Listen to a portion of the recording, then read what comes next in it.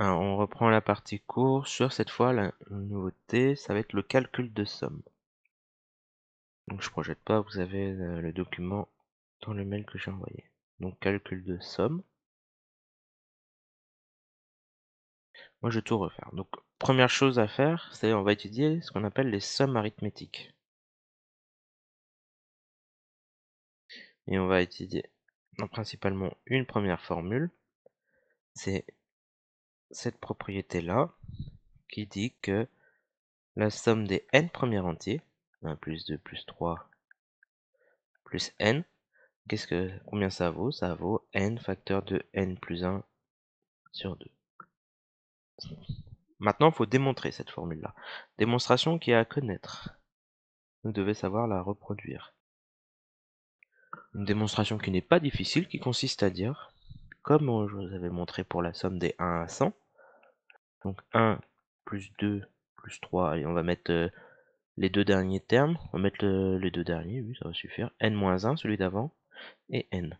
Ça consiste à écrire cette même somme, mais dans l'autre sens aussi. Donc n ici, n-1, bon, le terme encore avant c'est n-2,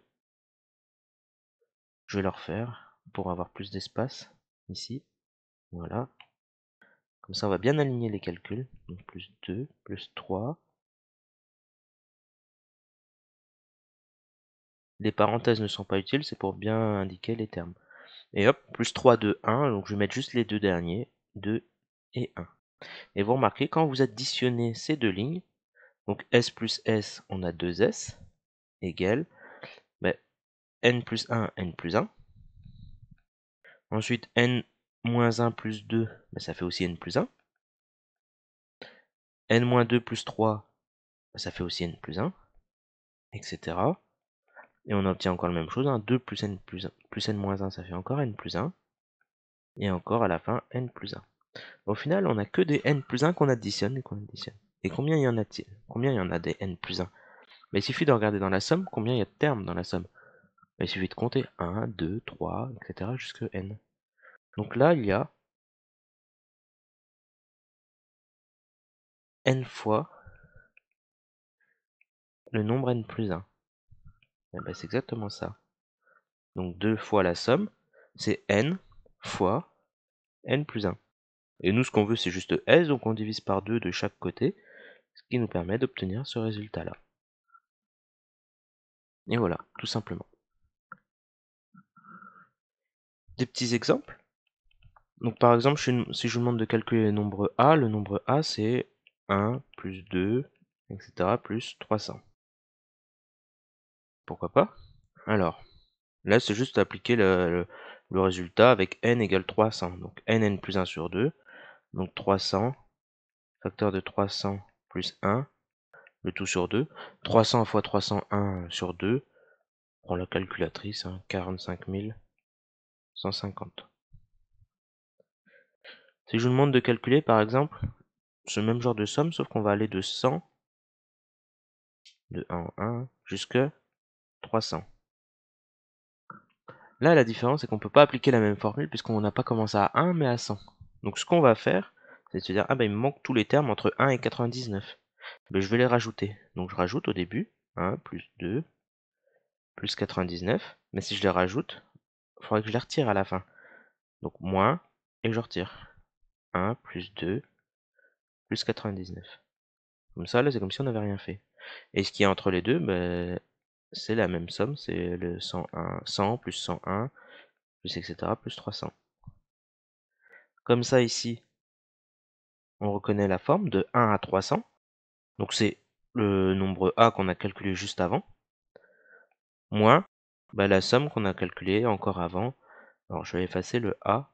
Ici, c'est la formule, c'est 300 fois 300 plus 1 sur 2. Et le nombre en rouge ici, la somme de 1 à 99. Donc n facteur de n plus 1 sur 2, avec n qui vaut 99. Et donc on calcule terme à terme, donc la somme de gauche, la somme de droite, et on obtient 40 200.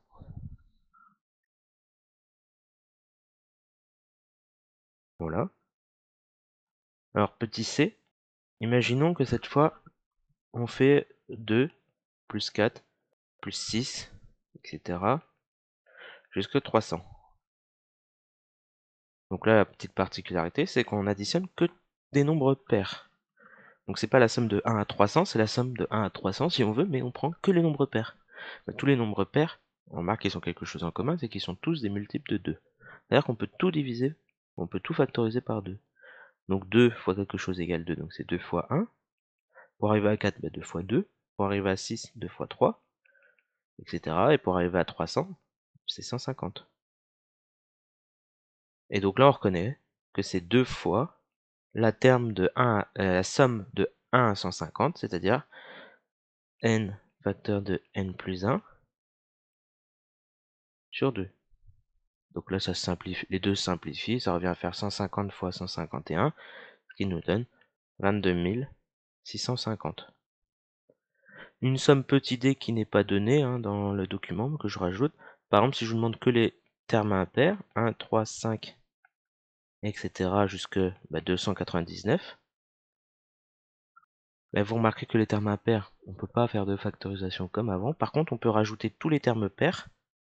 Donc je peux dire que c'est 1 plus 2 plus 3, etc. jusque, on va dire, 300. Et retirer tous les termes pairs. 2 plus 4 plus 6, etc. plus 300. La somme de 1 à 300, c'est le nombre A qu'on a calculé tout à l'heure, qui est tout en haut du document là, moins, et je retire le terme C.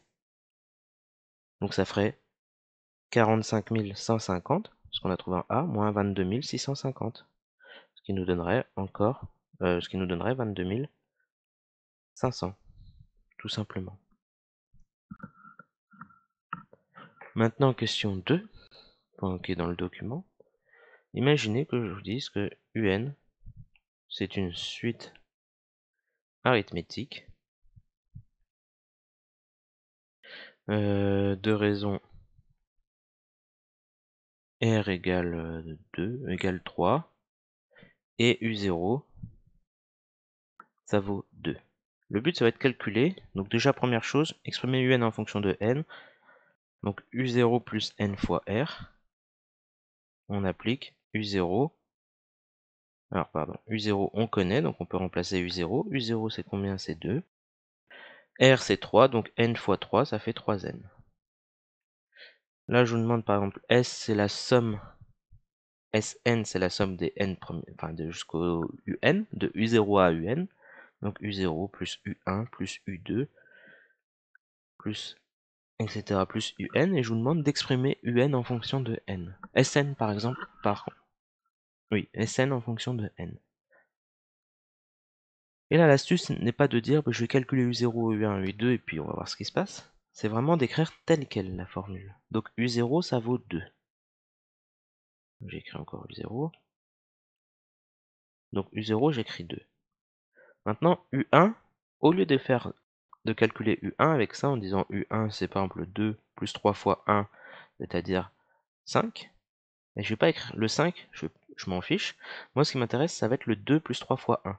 Parce que ce genre de calcul, donc ça c'est pour U1, vous allez voir pour U2 on va voir qu'il se reproduit un peu le même genre de calcul. 2 plus 3 fois 2, plus 3 petits points, plus pour UN, 2 plus 3 fois n. Et le but c'est, à partir de ce calcul là, c'est de voir qu'il y a des choses qui peuvent se calculer assez simplement. Remarquez que les deux, à chaque fois il y a toujours un plus 2. Chose que je n'aurais pas vue si jamais j'avais écrit 2, 5, 8, etc. Et ben le plus 2, j'en rajoute un pour chaque terme. Sauf que si on essaye de... Donc à chaque fois qu'il y a un terme, il y a un plus 2. Maintenant on va y voir combien il y a de termes. On va de U0 à UN, attention il n'y a pas n termes. Si je dis que U0 c'est le premier terme, U1 c'est le deuxième, U2 c'est le troisième, vous voyez qu'il y a un décalage de 1. Donc n, c'est le n plus unième. Ou alors, si vous n'aimez pas cette façon de voir les choses, vous commencez à compter à partir de U1. Si ça c'est le premier, deuxième, UN c'est le nème. Ah mais j'ai oublié de compter celui-là, le U0. Ce qui me donne bien n plus un terme. Donc soit vous comptez un par un au début et vous voyez qu'il y a un décalage de 1, soit vous comptez à partir de U1 et vous voyez qu'il vous manque U0. Et donc il faut en rajouter 1 pour U0. Bref, les deux, il y en a n plus 1. Donc n plus 1 fois 2. Maintenant, regardons le reste. Le reste, c'est 3 fois 1, 3 fois 2, 3 fois 3, 3 fois 4, 3 fois, etc. jusque 3 fois n. Vous remarquez qu'à chaque fois, il y a un facteur 3 devant. Donc je vais factoriser par 3 tout le reste. Et donc le 3 fois 1, ça me donne plus 1 ici. 3 fois 2, donc plus 2. 3 fois 3, donc plus 3, etc. Et à la fin, le 3 fois n, ça va me donner plus n. Et ça, je sais calculer. 1 plus 2 plus, etc. jusque plus n. Donc le premier facteur, c'est n plus 1 fois 2. Et donc 3 fois n plus 1 sur 2. Mais bon, après, on pourrait développer, simplifier, faire des factorisations avec le n plus 1. Peu importe, hein, on pourrait faire plein de calculs. Mais au moins, arriver là, c'est déjà pas mal. Et maintenant, ce que je vous propose, c'est soit de revoir ce qu'on a déjà fait comme calcul, et pour ensuite pour faire l'exercice 16 qui est ici, et qui sera corrigé plus tard.